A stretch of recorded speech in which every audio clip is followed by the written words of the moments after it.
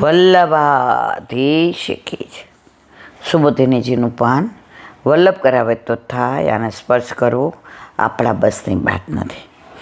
જો કે વ્રત, સ્નાન અને હોમ વડે ભગવાન પ્રસન્ન થાય છે, પણ છઠ્ઠા સ્કંદમાં ઇન્દ્રદિતિને કહે છે તેમ મહાપુરુષ પૂજાયામ સિદ્ધિ કામ્યાનુસંગિણી.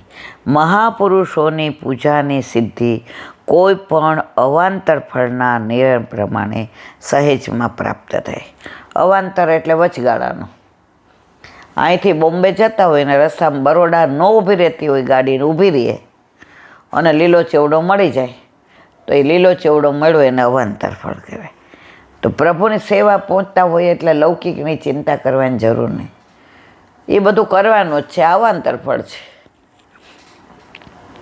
ભાગવત છઠ્ઠો સ્કંદ 18મો અધ્યાય 73મો શ્લોક. તેથી અહીં તે વ્રતાદિક વડે ભગવાનનું પૂજન કહેલું છે, અથવા વ્રતાદિકમાં પૂજા કહેલી છે. તેમાં વ્રત અંગરૂપ હોવાથી મુખ્ય તો પૂજા કહેલી છે. તેમાં વળી પૂજા અને ધર્મભક્તિ હોવાથી ભગવાનને પતિ તરીકે પ્રાપ્ત કર્યા છે. એમણે પૂર્વજન્મમાં ભગવાનની પૂજા કરેલી જ એવો નિશ્ચય કેમ થાય? એવી શંકા થાય ત્યાં કહે છે, સખ્યાદ્રુમુત્તમ પીબંતી. હે સખીઓ, તે સ્ત્રીઓ ભગવાનના અધરામૃતનું પાન કરે છે. અમૃતનું પાન કરવું એ તો ઈશ્વરની આરાધનાપૂર્વક ધર્મનું કાર્ય છે, પણ અધરામૃત તો એથી પણ વિશેષ છે. તેનું વર્ણન આગળ ઉપર કરીશું. હે સખી, એમ કહેવાથી આપણને પણ તે અધરામૃતની ઈચ્છા હોવાથી સરખું જ દુઃખ થાય છે એમ જણાવ્યું છે. ભગવાનના અધરામૃતનું વર્ણન આગળ 10મ સ્કંદમાં કરીશું. ભગવાનની સ્ત્રીઓ એમના અધરામૃતનું પાન કરે છે તે ધર્મ ભક્તિનું જ ફળ છે હો. તો પછી ભગવાનની આરાધનાની શી વિશેષતા? એવી શંકા થાય. બીજી રીતે ફળ મળતું નથી તે બતાવવા વ્રજસ્ત્રીય પદ મૂક્યું છે. કુમારિકાઓએ કાત્યાયની દેવીના વ્રતમાં ભક્તિથી ગાનપૂર્વક વ્રત, સ્નાન અને પૂજા વગેરે કરેલા, પણ ભગવાનનું પૂજન ન કરતા કાત્યાયની દેવીનું પૂજન કર્યું. તેથી તેઓએ ભગવાન સાથે રમણ કર્યું, પણ નંદગોપસુતમ દેવી પતિમ મે કુરુ. નંદગોપના પુત્રને હે દેવી મારા પતિ કરો. એવી ભગવાન પોતાના પતિ થાય અને હંમેશા પોતાની પાસે રહે એવી ઈચ્છા પૂર્ણ ન થઈ. જો એમણે વ્રત કર્યું, કોને? ઋષિરૂપા ગોપીઓએ. તો ઠાકોરજીએ 11 મહિનાનો વિરહ આપ્યો કે શરદ પૂનમ વખતે તમારું મનોરથ. વ્રત ક્યારે કર્યું? કારતક મહિનામાં. હવે રાસમાં ક્યારે સુખ આપીશ? આસો મહિનામાં. તો 11 મહિનાનો વિરહ આપ્યો. વ્રત આપણામાં હું કામ કે કાહે કો દેહ દમત સાધન કરી મૂરખજન. આપણે વલ્લભ કે તમે આનંદ કરો, પ્રભુને પ્રેમ કરો, પ્રભુને ધરાવન લ્યો, પ્રભુના સારા શિંગાર લાવો ને તમે પહેરો, પ્રભુને સરસ આભૂષણ કરાવો ને તમે પહેરો. પેલા તો છે ને વૈષ્ણવ લગ્ન કેવું હોય ને તો ઠાકોરજીની આજ્ઞા લેતા કે આપણા ધનનો અમે ઉપયોગ કરીએ છીએ. અને પેલા વૈષ્ણવો ઠાકોરજી માટે લાવતા, પછી છોકરા કે છોકરી માટે લાવતા. એક વૈષ્ણવને છાબ લાવી હતી એટલે વહુ માટે 50 તોલા સોનું લેવું હતું. હવે બિચારા નવા અમેરિકાથી અહીં આવ્યા હતા. પછી મને ફોન કર્યો, મને કે ઈલાબેન મારે કોઈને ખબર ન પડે એવી રીતે પ્રગટ કરે રસ્ચાય. મેં કીધું કોણ મારવાલા? તો કે તમે શ્રૃંગાર ક્યાં કરાવો છો? મેં કીધું ભાઈ હું તો અહીંયા. તો કે એને મારા ઘરે મોકલા. મારે પહેલાં બધુંમાં ઠાકોરજીનું કરાવી લેવું છે.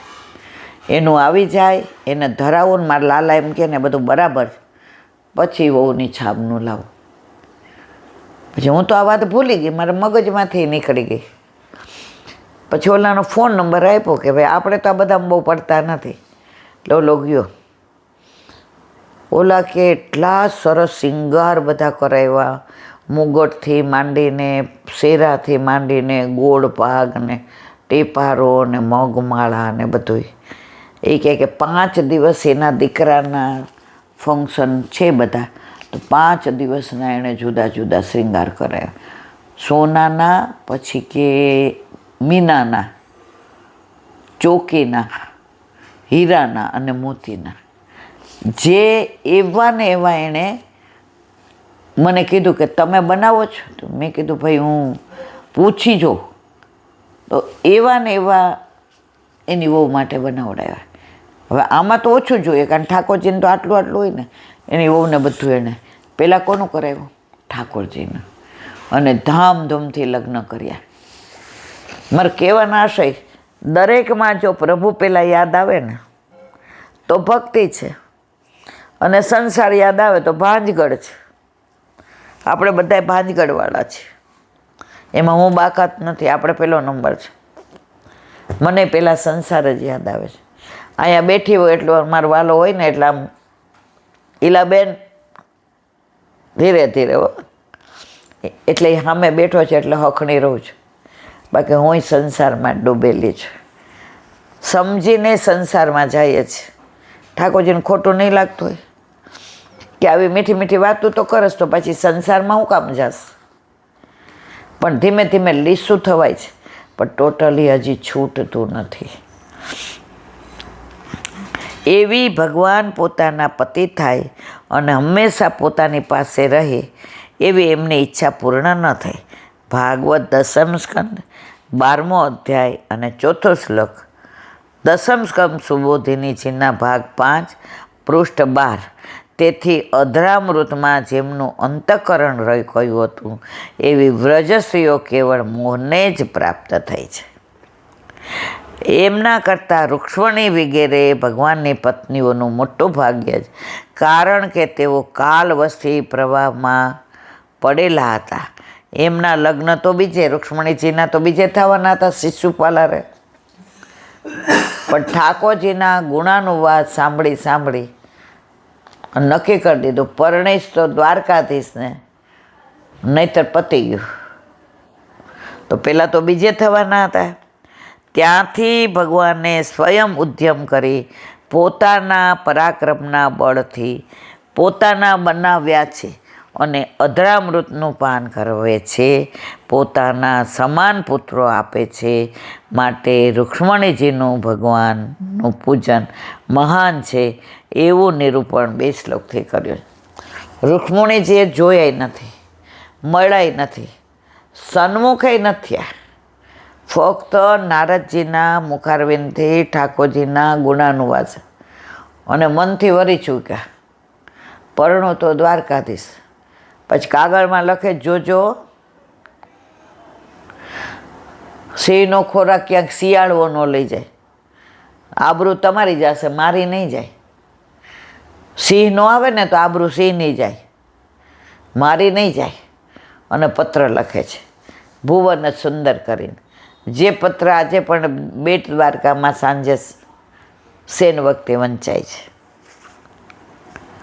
યા વીર્ય શુલ્કેન હતા સ્વયંવરે, પ્રમથ્ય ચૈત્ય પ્રમુખાન હિ સુષ્મિન, પ્રદ્યુમન સાંબા સુતાયુપરા, યા શ્રાવતા ભ્રમવતે સહસ્ર, એતા પરમ સ્ત્રીત્વ પાસ પેસલમ, નિરસ્તા શોચમ વ્રત સાધુ કુર્વતે, યાસામ ગૃહાત પુષ્કર લોચનપતિ, ન જાતર્ભ્યા વૃત્તિભી વૃત્તિપૃષન. અર્થ, પોતાના પરાક્રમો રૂપી મૂલ્ય ચૂકવીને જ રૂક્ષ્મણીજીનું હરણ કર્યું. પ્રભુએ કોઈની મદદ લીધી? સેનાને કીધું હાલો મારે ભેગા? બીજા કોઈને કીધું કે હાલો ભાઈ આ કામ જરા મોટું છે? પોતાનું જ સામર્થ્યથી રૂક્ષ્મણીજીનું હરણ કર્યું. અને શિશુપાલ વગેરે રાજાઓને પરાજિત કર્યા. પ્રદ્યુમન, સામ, અંબ જેવા પરાક્રમી પુત્રો જેમાં ઉત્પન્ન થયા. શેમાં? રૂક્ષ્મણી જ્યારે વિવાહ કર્યા એનાથી. ભૌમાસનનો વધ કરી જે હજારો સ્ત્રીઓનો સ્વીકાર કર્યો. આ સ્ત્રીઓમાં ન તો ઉત્તમ કોટીનું સૌંદર્ય હતું કે ન તો પવિત્રતા રહી ગઈ હતી. એમને ભગવાને એમના હૃદયમાં સ્પર્શ કરી ઉત્તમ બનાવી દીધા અને કમલનયન ભગવાન એમને છોડી એમના મહેલોમાંથી ક્યારેય બહાર નીકળ્યો નથી. તે ખરેખર આશ્ચર્યની વાત છે. સુબોધિનીજી, વીર્ય શુલ્ક, વીર્યમેવ શુલ્ક. શુલ્ક એટલે પરાક્રમ, જેનું મૂલ્ય છે કોઈ કાર્યની સિદ્ધિ માટે આપવામાં આવતું દ્રવ્ય. કિંમત, તેવી કિંમત ચૂકવીને રૂક્ષ્મણીજીનું હરણ કર્યું. તેથી રાક્ષસ વિવાહ કર્યો એમ કહેવાય. હરણ કર્યું ને પછી ગાંધર્વ વિવાહ ક્યાં કર્યા? માધુપુર ઘેડમાં અને પછી દ્વારકામાં. સ્વયંવર પદ મૂકી બતાવ્યું કે ગાંધર્વ વિવાહ પણ કર્યો. આવ્યું, ગાંધર્વો રાક્ષસય ધમ્યો ક્ષત્રસ્ય તૌ સ્મૃતા. ગાંધર્વ અને રાક્ષસ બંને પ્રકારના વિવાહ ક્ષત્રિયોને માટે ધર્મયુક્ત. પહેલાંના જમાના તો રાજાઓ હરણ કરી આવતા હતા. હરણ કરી આવીને રાક્ષસ વિવાહ અને પછી ગાંધર્વ વિવાહ કરે અને પછી કાયદેસર કરે, એમ શ્રુતિ વચન છે. એટલે રૂક્ષ્મણીજીને મુખ્ય વિવાહના પ્રકારથી ગ્રહણ કર્યા. અહીં શંકા કરે છે કે જે કન્યા બીજાને આપવાનો હતી તે ભગવાન કેમ ઉપાડી લાવ્યા? ત્યાં કહે છે, પ્રથમ્ય પ્રકૃષ્ટેન મધ્ય, સારી રીતે મથન કરીને કચડી નાખીને ચૈમ પ્રક્ષાની શિશુપાલ જેમાં મુખ્ય હતો અને જરાસંઘ વગેરે તેના સહયોગી હતા, તે બધા સુનવીણ કામુક હતા. માટે ભગવાન રૂક્ષ્મણીજીને હરી લાવ્યા તે યોગ્ય હતા. આ શિશુપાલ કાંઈ યોગ્ય નહોતો, કામુક હતો. અને રૂક્ષ્મણીજી તો લક્ષ્મીજી હતા. તો લક્ષ્મીજી તો વિષ્ણુ માટે જ હોય ને, આવા કામુક માટે થોડા હોય. તો પ્રભુએ જે કર્યું એ લક્ષ્મીજી માટે કર્યું અને યોગ્ય કર્યું. એનો અર્થ કહે છે કે ક્ષત્રિયો યુદ્ધમાં વિજય મેળવે એટલે એમની સત્તા સ્થાપિત થાય છે અને એથી ધર્માદિની સિદ્ધિ થાય છે. સ્ત્રીઓ ધર્મ અને ભક્તિને યોગ્ય હતી. શિશુપાલ વગેરે દુષ્ટ હતા. તે બ્રાહ્મણની જેમ કન્યાને દાનમાં પ્રાપ્ત કરવાની ઈચ્છા કરતા હતા. એટલે ભગવાન એનું હરણ કરી લાવ્યા તે યોગ્ય છે. પ્રદ્યુમન રૂક્ષ્મણીજીના પુત્ર હતા. સાંબ જામવતીના પુત્ર હતા અને અંબ મિત્રવિંદાજીના પુત્ર હતા. આ ત્રણેય સ્ત્રીઓને ભગવાન પોતાના પરાક્રમથી લાવ્યા હતા. અંબને મહાંસ પણ કહે છે. મહાન, મોટો. અંશ, ખભો જેનો, એવા મહાંસ. જેનો ખભો વિશાળ હોય એને મહાંસ કહેવાય. બોલો વલ્લભા શ્રીમદ ભાગવત. અને મારા ગુરુદેવને चंद्र सरोवर पे सूरदास जी के द्वार पे मेरा दंडवत प्रणाम।